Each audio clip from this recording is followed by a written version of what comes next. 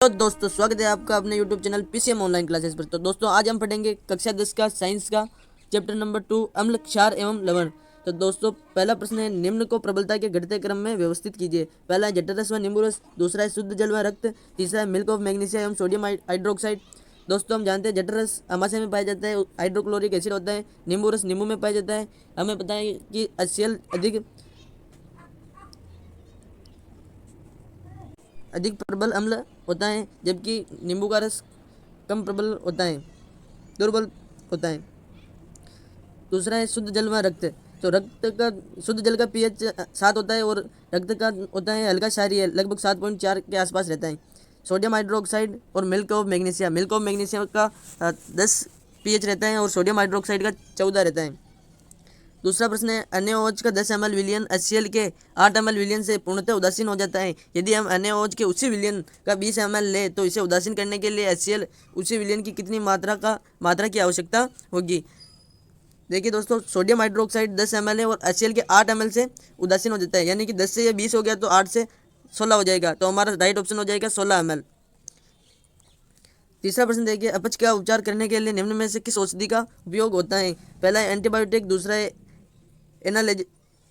Analgesic, तीसरा है antacid, चौथा है एंटीसेप्टिक। तो अपच का उपचार करने के लिए एंटासिड का उपयोग किया जाता है। चौथा है रक्त का पीएच मान होता है, पहला है 0, दूसरा है 2, तीसरा है 7.4, चौथा है 9। मैंने अभी बताया आपको कि रक्त का पीएच हल्का क्षारीय होता है 7.4, तो तीसरा ऑप्शन करेक्ट हो जाएगा अपना 7.4।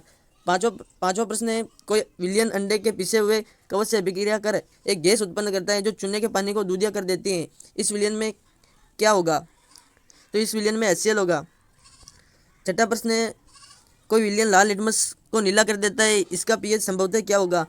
देखिए दोस्तों, जो नीले को लाल कर दे वो तो अम्ल कहलाता है और जो लाल को नीला कर दे वो क्षार कहलाता है। तो उसका पीएच 1 तो नहीं होगी, 1 होगी तो वो अम्लीय होगा, 4 होगी तो भी अम्लीय होगा, 5 होगी तो भी अम्लीय होगा, तो 10 होगी तो वो क्षारीय होगा। तो हमारा चौथा ऑप्शन करेक्ट है 10। सातवां प्रश्न है, निम्न में से प्राकृतिक सूचक है। पहला है मेथिल ऑरेंज, दूसरा है फिनोप्थेलिन, तीसरा है लिटमस पेपर, चौथा है उपरोक्त सभी। तो लिटमस पेपर हमारा प्राकृतिक सूचक है। आगे देखिए दोस्तों, रिक्त स्थानों की पूर्ति कीजिए। आठवां है, संतरा में उपस्थित अम्ल का रासायनिक नाम है। संतरे में सीट्रिक अम्ल पाया जाता है, तो इसका सही उत्तर हो जाएगा सीट्रिक अम्ल। नवा प्रश्न है, इमली में अम्ल पाया जाता है, इमली में टार्टरिक अम्ल पाया जाता है। दोस्तों आप इसे इस प्रकार से याद कर सकते हैं, इमली में कौन सा अम्ल पाया जाता है, इमली में ईंट है, तो इसे इमली तैसे टार्टरिक अम्ल, तो इस प्रकार से आप याद रख सकते हैं। तो इमली में टार्टरिक अम्ल पाया जाता है। 10वां प्रश्न है, शुद्ध जल या अशुद्ध जल की पीएच होती है। मैंने आपको थोड़ी देर पहले बताया कि शुद्ध जल की पीएच 7 होती है। 11वां प्रश्न है, जब वर्षा जल की पीएच का मान 5.6 से कम हो जाता है तो वह कहलाती है, वह अम्लीय वर्षा कहलाती है। 12वां प्रश्न है, खालिस्तान नामक पदार्थ जो क्लोरीन से क्रिया करके विरंजक चूर्ण बनाता है। तो उत्तर हो जाएगा शुष्क बुझा हुआ चूना CaOH का वोल्ट वाइज नामक पदार्थ जो क्लोरीन से क्रिया करके विरंजक चूर्ण बनाता है। 13वां प्रश्न है, खालिस्तान नामक लवण का उपयोग भोजन में करते हैं।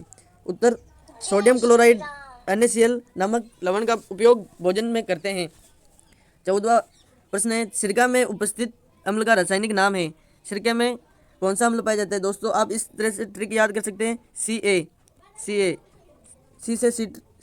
से सिरका और ए से एसिटिक अम्ल, तो उत्तर हो जाएगा अपना एसिटिक अम्ल। 15वां प्रश्न है, लिटमस नामक प्राकृतिक सूचक किस पौधे से प्राप्त होता है। उत्तर है लाइकेन, थैलेफाइटा वर्ग के। लिटमस नामक प्राकृतिक सूचक थैलेफाइटा समूह के लाइकेन पौधे से प्राप्त होता है। 16वां प्रश्न है, गंधीय सूचक के 3 उदाहरण लिखिए। गंधीय सूचक के 3 उदाहरण निम्नलिखित हैं, वेनिला, प्याज एवं लौंग का तेल। 17वां प्रश्न है, धात्विक ऑक्साइड के किस प्रकृति के होते हैं। उत्तर क्षारीय प्रकृति के। धात्विक ऑक्साइड क्षारीय प्रकृति के होते हैं।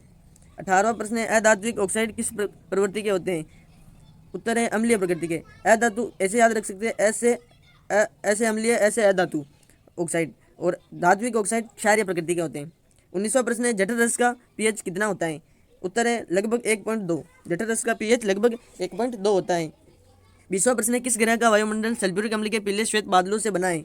तो शुक्र ग्रह का वायुमंडल सल्फ्यूरिक अम्ल के पीले श्वेत बादलों से बना है। 21वां प्रश्न है, मानव शरीर के सामान्यतः किस पीएच परास के मध्य कार्य करता है? मानव शरीर सामान्यतः किस पीएच परास के मध्य कार्य करता है?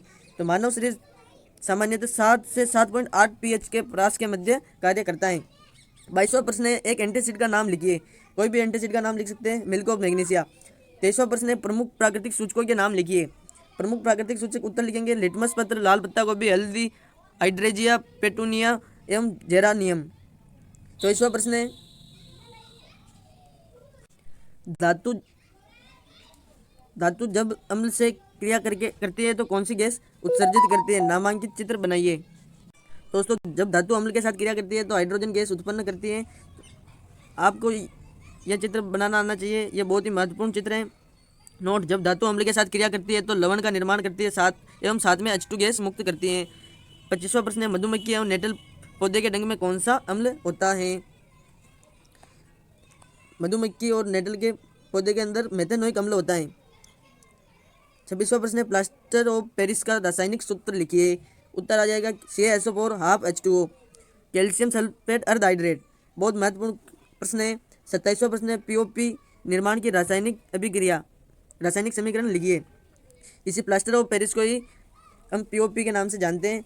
तो उत्तर हो जाएगा CaSO4 2H2O को 373 केल्विन पर गर्म करने पर CaSO4 हाफ H2O बनता है प्लस हाफ डेड H2O उत्सर्जित होता है।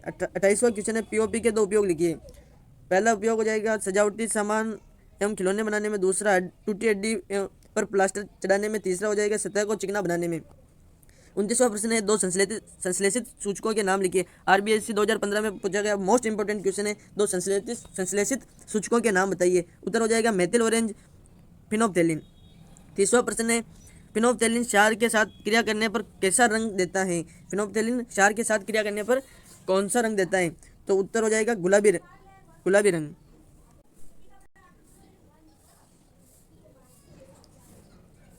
31वां प्रश्न है, बेकिंग पाउडर किसे कहते हैं? बेकिंग पाउडर किसे कहते हैं? खाने का सोडा, सोडियम हाइड्रोजन कार्बोनेट व टार्टरिक अम्ल के मिश्रण को बेकिंग पाउडर कहते हैं। RBSC 2016 में पूछा गया मोस्ट इंपोर्टेंट क्वेश्चन है कि बेकिंग पाउडर किसे कहते हैं? खाने का सोडा व टार्टरिक अम्ल के मिश्रण को बेकिंग पाउडर कहते हैं। इसका उपयोग बेकिंग पाउडर बनाने में जो baking soda, sodium hydrogen carbonate एवं टार्टरिक अम्ल जैसा एक मंद खाद्य अम्ल का मिश्रण है, जब बेकिंग पाउडर को गर्म किया जाता है या जल में मिलाया जाता है तो निम्न अभिक्रिया होती है। सोडियम हाइड्रोजन कार्बोनेट H+ से CO2 और H2O बनाता है प्लस अम्ल का सोडियम लवण बनाता है। इस अभिक्रिया से उत्पन्न कार्बन डाइऑक्साइड के द्वारा पाव, रोटी या केक में खमीर उठाया फुल लाया जा सकता है तथा इससे ये मुलायम एवं स्पंजी हो जाता है। 32वां प्रश्न है, पेयजल को जीवाणु रहित बनाने के लिए किसका उपयोग किया जाता है? RBSC 2014 में पूछा गया मोस्ट इंपोर्टेंट क्वेश्चन है, पेयजल को जीवाणु रहित बनाने के लिए किसका उपयोग किया जाता है? उत्तर हो जाएगा विरंजक चूर्ण CaOCl2। विरंजक चूर्ण CaOCl2। 33वां प्रश्न है, कोई दो प्रबल अम्ल एवं प्रबल क्षार के नाम लिखिए। उत्तर हो जाएगा प्रबल अम्ल HCl H2SO4, प्रबल क्षार सोडियम हाइड्रोक्साइड, पोटेशियम हाइड्रोक्साइड हो जाएगा, हाइड्रोक्लोरिक और सल्फ्यूरिक अम्ल। 34वां प्रश्न है, निम्न के रासायनिक सूत्र। उत्तर मोस्ट इंपोर्टेंट क्वेश्चन है, विरंजक चूर्ण का फॉर्मूला क्या होता है? CaOCl2। बेकिंग सोडा का sodium hydrogen carbonate, down soda का सोडियम कार्बोनेट 10.10 H2O। जिप्सम का हो जाएगा CaSO4.2 H2O। 35वां प्रश्न है, निम्न का मिलान कीजिए। तो दोस्तों, सिरका अभी मैंने आपको बताया सिरका एसिटिक अम्ल, सिरके में एसिटिक अम्ल होता है तो सिरके में पहला चला जाएगा दूसरे से। इमली में टार्टरिक अम्ल होता है तो दूसरा चला जाएगा पहले में। टमाटर में ऑक्जेलिक अम्ल हो जाता है तो तीसरा चला जाएगा चौथे में। खट्टे दही में लैक्टिक अम्ल पाया जाता है तो चौथा चला जाएगा तीसरे में। आप इसको इस प्रकार से याद कर सकते हैं, सिरके में तो Ca, इमली में ईट से इमली, ईट से टार्टरिक अम्ल, आटा, तीसरे में आटा से टमाटर, आ से ऑक्जेलिक अम्ल, और दही, खट्टे दही के लिए लैक्टिक अम्ल, द से दही और ले से लैक्टिक अम्ल। इस प्रकार से आप इनको याद रख सकते हैं। 36वां प्रश्न है, उदासीनीकरण अभिक्रिया किसे कहते हैं? RBSC 2023 में पूछा गया मोस्ट इंपोर्टेंट क्वेश्चन है, उदासीनीकरण अभिक्रिया किसे कहते हैं? उत्तर है अम्ल एवं क्षार की अभिक्रिया के फलस्वरूप लवण तथा जल प्राप्त होते हैं, इसे उदासीनीकरण अभिक्रिया कहते हैं। यह उदाहरण लिख सकते हैं, सोडियम हाइड्रोक्साइड जब हाइड्रोक्लोरिक एसिड के साथ क्रिया करता है तो NaCl और H2O बनाता है। 37वां क्वेश्चन है, पीतल एवं तांबे के बर्तनों में दही एवं खट्टे पदार्थ क्यों नहीं रखने चाहिए? उत्तर हो जाएगा दही व खट्टे पदार्थ अम्लीय होते हैं, जो पीतल व तांबे के बर्तनों धात्विक ऑक्साइड क्षारीय प्रकृति के होने के कारण अम्ल के साथ अभिक्रिया करके विषैले लवण बनाते हैं। इसलिए हमें पीतल एवं तांबू के बर्तनों में दही एवं खट्टे पदार्थ नहीं रखने चाहिए। 38वां प्रश्न है HCl, HNO3, हाइड्रोक्लोरिक एसिड और नाइट्रिक एसिड आदि जलीय विलयन में अम्लीय अभिलक्षण क्यों प्रदर्शित करते हैं, जबकि एल्कोहल एवं ग्लूकोज जैसे यौगिकों के विलयनों में अम्लीयता के अभिलक्षण नहीं प्रदर्शित होते हैं। उत्तर हो जाएगा HCl, HNO3 के विलयन में H+ आयन मुक्त होने के कारण विद्युत का चालन करते हैं, जबकि ग्लूकोज एल्कोहल का विलयन विद्युत का चालन नहीं करता है क्योंकि आयनीकरण नहीं होता है, अर्थात विलयन में विद्युत धारा का प्रवाह आयनों द्वारा होता है। इस प्रकार से आप चित्र भी बता सकते हैं। 39वां प्रश्न हो जाएगा शुष्क हाइड्रो 39वां प्रश्न है शुष्क हाइड्रोक्लोरिक गैस के लिटमस पत्र के रंग को क्यों नहीं बदलता। उत्तर हो जाएगा शुष्क हाइड्रोक्लोरिक गैस हाइड्रोजन आयन उत्पन्न नहीं करती है, इस कारण से शुष्क लिटमस के रंग को नहीं बदलती। 40वां प्रश्न है अम्ल को तनुकृत करते समय यह क्यों अनुशंसित करते हैं कि अम्ल को जल में मिलाना चाहिए, न कि जल को अम्ल में। RBSc 2017 का क्वेश्चन है। उत्तर जल में अम्ल और क्षार के घुलने की प्रक्रिया ऊष्माक्षेपी होती है। अम्ल को सदैव धीरे धीरे तथा जल को लगातार हिलाते हुए जल में मिलाना चाहिए। सांद्र अम्ल में जल मिलाने पर उत्पन्न हुई ऊष्मा के कारण मिश्रण आस्फलित होकर बाहर आ सकता है तथा आप जल सकते हैं। साथ ही अत्यधिक स्थानीय ताप के कारण उपयोग में किया जा रहा कांच का पात्र भी टूट सकता है। इसलिए सदैव अम्ल को तनुकृत करते समय अम्ल को जल में मिलाना चाहिए, न कि जल को अम्ल में। 41वां प्रश्न है तनुकरण किसे कहते हैं। उत्तर हो जाएगा जल में अम्ल या क्षार मिलाने पर आयन की सांद्रता H3O पॉजिटिव और OH माइनस नेगेटिव में प्रति इकाई आयतन में कमी हो जाती है, जिसे तनुकरण कहते हैं। मोस्ट इंपोर्टेंट क्वेश्चन है ये। अगला प्रश्न देखते हैं सोडियम हाइड्रोक्साइड क्षार की जिंक धातु के साथ होने वाली अभिक्रिया की रासायनिक समीकरण। RBSc 2017 में मोस्ट इंपोर्टेंट क्वेश्चन है। उत्तर है सोडियम हाइड्रोक्साइड जिंक से अभिक्रिया करता है तो Na2ZNO2 बनाता है, साथ में H2 गैस उत्सर्जित करता है। 43वां प्रश्न है जल की अनुपस्थिति में अम्ल का व्यवहार अम्लीय क्यों नहीं होता है। जल की अनुपस्थिति में अम्लों से हाइड्रोजन आयनों H+ का विलयन नहीं हो सकता, जिससे अम्लीय व्यवहार प्रदर्शित नहीं होता है। या आप ऐसे भी लिख सकते हैं जल की अनुपस्थिति में अम्लों का व्यवहार नहीं करते क्योंकि अम्ल जलीय विलयन में ही H+ आयन देते हैं। 44वां प्रश्न है कठोर जल को मृदु बनाने हेतु किस सोडियम यौगिक का उपयोग होता है। कठोर जल को मृदु बनाने के लिए सोडियम कार्बोनेट का उपयोग होता है। 45वां प्रश्न है क्रिस्टलन का जल किसे कहते हैं। उत्तर है लवण के एक सूत्र इकाई में जल के निश्चित अणुओं की संख्या को क्रिस्टलन का जल कहते हैं। CuSO4.5H2O मोस्ट इंपोर्टेंट क्वेश्चन है। इसमें क्रिस्टलन जल 5 अणु हैं। अन्य उदाहरण Na2CO3.10H2O धावन सोडा है, CaSO4.2H2O gypsum. Most important question है। 46वां ताजे दूध के pH मान 6 होता है, दही बन जाने पर इसके pH मान में क्या परिवर्तन होगा। उत्तर है जब ताज़ा दूध दही में बदल जाता है तो pH का मान कम हो जाएगा क्योंकि दही दूध की अपेक्षा अधिक अम्लीय होता है। 47वां प्रश्न है प्लास्टर ऑफ पेरिस को आर्द्र रोधी बर्तन में क्यों रखा जाना चाहिए। उत्तर है क्योंकि यह आर्द्रता में जल को अवशोषित कर ठोस पदार्थ जिप्सम बनाता है, जिससे POP के गुण नष्ट हो जाते हैं। 48वां प्रश्न है विरंजक चूर्ण के निर्माण की विधि समीकरण एवं इसके 2 उपयोग लिखिए। RBSc 2014 का मोस्ट इंपोर्टेंट क्वेश्चन है विरंजक चूर्ण के निर्माण की विधि समीकरण एवं इसके 2 उपयोग लिखिए। उत्तर है शुष्क बुझे हुए चूने CaOH का होल ट्वाइस पर क्लोरीन की क्रिया से विरंजक चूर्ण बनाया जाता है। CaOH का whole twice plus CaOCl2 plus H2O का निर्माण करता है। उपयोग वस्त्र उद्योग में सूती एवं लिनेन के विरंजन के लिए, कागज की फैक्ट्री में लकड़ी की मज्जा एवं लाउंड्री में साफ कपड़ों के विरंजन के लिए। दूसरा है कई रासायनिक उद्योगों में एक उपचायक के रूप में भी इसका उपयोग किया जाता है। 49वां क्वेश्चन है बेकिंग सोडा बनाने की विधि समीकरण एवं इसके उपयोग लिखिए। RBSc 2014 में मोस्ट इंपोर्टेंट क्वेश्चन है। उत्तर है सोडियम क्लोराइड मूल पदार्थ के साथ CO2 H2O एवं NH3 क्रिया से बेकिंग सोडा बनाया जाता है। NaCl plus H2O plus CO2 plus NH3 NH4Cl और सोडियम हाइड्रोजन कार्बोनेट बनाता है। उपयोग बेकिंग पाउडर बनाने में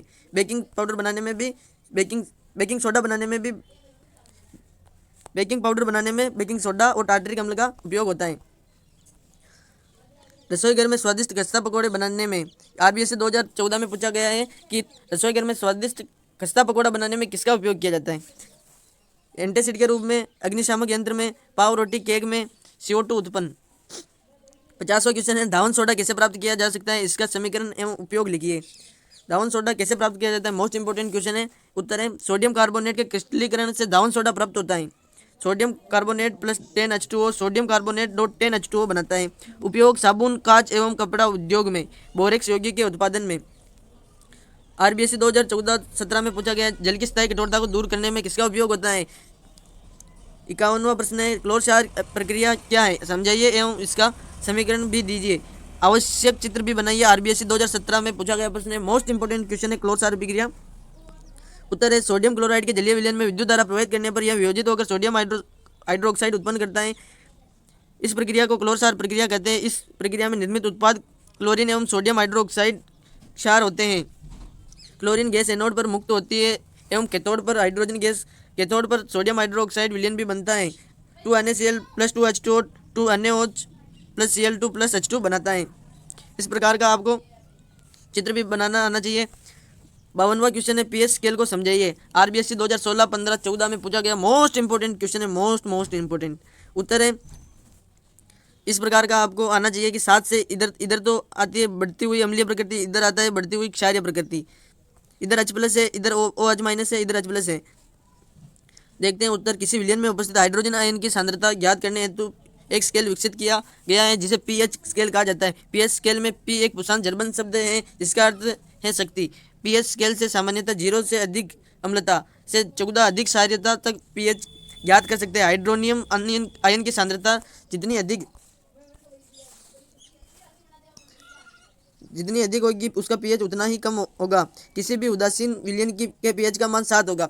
मोस्ट इंपोर्टेंट बात ध्यान रखनी है, किसी उदासीन विलयन का पीएच कितना होता है 7, और अशुद्ध जल का पीएच भी 7 ही होता है। यदि पीएच स्केल में किसी विलयन का मान 7 से कम है तो वह अम्लीय होगा एवं यदि मान 7 से 14 तक बढ़ता है तो वह क्षारीय होगा। अम्ल तथा क्षारक की शक्ति विलयन में क्रमशः H+ आयन तथा OH- आयनों की संख्या पर निर्भर करती है। इस प्रकार का आप बना सकते हैं। 0 से 14 तक क्रमांक लगता है। जठर रस का लगभग 1.2 होता है, लगभग नींबू का 2.2 होता है, नींबू रस का। शुद्ध जल का 7.4 होता है, शुद्ध जल का 7 होता है और रक्त का 7.4 होता है। मिल्क और मैग्नीशिया का 10 होता है। सोडियम हाइड्रोक्साइड का लगभग 14 होता है पीएच। 53वां क्वेश्चन है दैनिक जीवन में पीएच के कोई 2 महत्व समझाइए। उत्तर है पहला है पौधे एवं पशु पीएच प्रति संवेदनशील होते हैं। हमारा शरीर 7.0 से 7.8 पीएच परास के मध्य कार्य करता है। वर्षा जल की पीएच का मान 5.6 से कम हो जाता है तो वह अम्लीय वर्षा कहलाती है। यह मोस्ट इंपोर्टेंट लाइन है कि वर्षा जल का 5.5 से पीएच मान कम हो जाता है तो वह अम्लीय वर्षा कहलाती है। अम्लीय वर्षा का जल जब नदी में प्रवाहित होता है तो नदी के जलीय जीवों की उत्तरजीविता कठिन हो जाती है। दूसरा है पौधों एवं जीवों द्वारा उत्पन्न रसायनों से आत्मरक्षा। मधुमक्खी का डंक एवं नेटल पादप का डंक मेथेनोइक अम्ल छोड़ता है जिससे दर्द एवं जलन का अनुभव होता है। डंक मारे गए अंग में बेकिंग सोडा जैसे दुर्बल क्षारकों के उपयोग से आराम मिलता है। 54वां प्रश्न है हमारे पाचन तंत्र एवं पीएच के मध्य क्या संबंध है, समझाइए। हमारा उदर यानी हमारा पेट हाइड्रोक्लोरिक अम्ल उत्पन्न करता है। यह उदर को हानि पहुंचाए बिना भोजन के पाचन में सहायक होता है। अपच की स्थिति में उदर अत्यधिक मात्रा में अम्ल उत्पन्न करता है जिसके कारण उदर यानी पेट में दर्द एवं जलन का अनुभव होता है। इस दर्द से मुक्त होने के लिए एंटासिड का उपयोग किया जाता है जो अम्ल की अधिक मात्रा को उदासीन करता है। इसके लिए मैग्नीशियम हाइड्रोक्साइड, मिल्क और मैग्नीशिया जैसे दुर्बल क्षारकों का उपयोग किया जाता है। 55वां प्रश्न है पीएच परिवर्तन के कारण दंत क्षय को समझाइए। आरबीएससी 2017 में पूछा गया प्रश्न है। उत्तर है मुंह के पीएच का मान 5.5 से कम होने पर दांतों का क्षय प्रारंभ हो जाता है। दांतों का इनेमल दंतवल्क कैल्शियम फॉस्फेट से बना होता है जो कि शरीर का सबसे कठोर पदार्थ है। यह जल में नहीं घुलता है लेकिन मुंह की पीएच का मान 5.5 से कम होने पर यह संसारित हो जाता है। मुंह में उपस्थित बैक्टीरिया भोजन के पश्चात में अवशिष्ट शर्करा एवं खाद्य पदार्थों का निम्नीकरण करके अम्ल उत्पन्न करते हैं। भोजन के बाद मुंह साफ करने से इससे बचाव किया जा सकता है। मुंह की सफाई के लिए क्षारकीय दंत मंजन का उपयोग करने से अम्ल की अधिक मात्रा को उदासीन किया जा सकता है जिसके परिणाम स्वरूप दंत क्षय को रोका जा सकता है। 56वां प्रश्न है अम्ल एवं क्षार में प्रमुख अंतर लिखिए। मोस्ट इंपोर्टेंट क्वेश्चन है अम्ल और क्षार में प्रमुख अंतर लिखने हैं। अम्ल स्वाद में खट्टा होता है, क्षारकों का स्वाद कड़वा होता है। अम्ल नीले लिटमस पत्र को लाल कर देता है, क्षारक लाल लिटमस पत्र को नीला कर देता है। या ये भी लिख सकते हैं अम्ल जलीय विलयन में H+ आयन देता है, क्षार जलीय विलयन में OH- आयन देता है। 57वां प्रश्न है धातु कार्बोनेट धातु हाइड्रोजन कार्बोनेट अम्ल के साथ अभिक्रिया करके कौन सी गैस उत्पन्न करते हैं, रासायनिक समीकरण भी लिखिए। आरबीएससी 2017 में पूछा गया मोस्ट इंपोर्टेंट क्वेश्चन है। उत्तर है CO2 धातु कार्बोनेट, धातु हाइड्रोजन कार्बोनेट अम्ल के साथ अभिक्रिया करके CO2 गैस उत्पन्न करते हैं। रासायनिक अभिक्रिया का समीकरण है sodium carbonate plus HCl hydrochloric acid sodium chloride बनाता है, H2O बनाता है और CO2 बनाता है। Sodium hydrogen carbonate hydrochloric acid के साथ सोडियम क्लोराइड और H2O और CO2 बनाता है। इस उत्पादित कार्बन डाइऑक्साइड को चूने के पानी CaOH का वोल्टवाइज में प्रवाहित करने पर CaCO3 का श्वेत अवक्षय प्राप्त होता है। CaOH का वोल्टवाइज aqua CO2 CaCO3 calcium carbonate plus H2O बनाता है। कैल्शियम कार्बोनेट का श्वेत अवक्षेप होता है। अत्यधिक मात्रा में प्रवाहित करने पर निम्न अभिक्रिया होती है। CaCO3 plus H2O plus CO2 HCO3 का वोल्टवाइज बनता है। यह महत्वपूर्ण अम्ल और उसके प्राकृतिक स्रोत हैं। सिरका से हमें प्राप्त होता है एसिटिक अम्ल। मैंने आपको बताया CA से हम याद कर सकते हैं, ये 2023 में पूछा गया है। सिरके से एसिटिक अम्ल। संतरा सीट्रिक अम्ल, से संतरा से सीट्रिक अम्ल। नींबू में भी सीट्रिक अम्ल पाया जाता है। नींबू में भी सीट्रिक, खट्टा दूध दही लैक्टिक अम्ल पाया जाता है। इमली में टार्टरिक अम्ल पाया जाता है। इसको आप इस तरीके से याद रख सकते हैं, ई से इमली, ट से टार्टरिक अम्ल। चींटी के डंक में मेथेनोइक अम्ल पाया जाता है। 2014 में पूछा गया, मोस्ट इंपोर्टेंट क्वेश्चन है। टमाटर में ऑक्जेलिक अम्ल पाया जाता है। आटा इस तरीके से याद रख सकते हैं, आ से ऑक्जेलिक अम्ल, टा से टमाटर। नेटल के डंक में मेथेनोइक अम्ल या इसको फॉर्मिक अम्ल भी कहते हैं। 58वां प्रश्न है, गंधीय सूचक का कोई एक उदाहरण लिखिए। दूसरा प्रश्न है, यदि चूने के पानी में CO2 गैस को प्रवाहित करने पर यौगिक ए का श्वेत अवक्षेप बनता है। यदि इसमें अत्यधिक मात्रा में कार्बन डाइऑक्साइड गैस को प्रवाहित किया जाए तो एक जल में विलयशील पदार्थ भी बनता है। ए व बी के रासायनिक सूत्र तथा निहित रासायनिक अभिक्रियाओं के समीकरण लिखिए अथवा शुद्ध जल का pH मान लिखिए। दूसरा है, सोडियम कार्बोनेट के साथ हाइड्रोक्लोरिक अम्ल की अभिक्रिया से यौगिक ए बनता है। ए को साधारण नमक भी कहते हैं। ए के जलीय विलयन में विद्युत प्रवाहित करने पर सोडियम हाइड्रोक्साइड बनता है। ए का रासायनिक नाम तथा निहित रासायनिक अभिक्रियाओं के समीकरण लिखिए। दोस्तों, आपको इसका आंसर कमेंट बॉक्स में देना है। यह आपका होमवर्क है, इसका आंसर आपको कमेंट बॉक्स में देना है। यह इस अध्याय के महत्वपूर्ण प्रश्न है।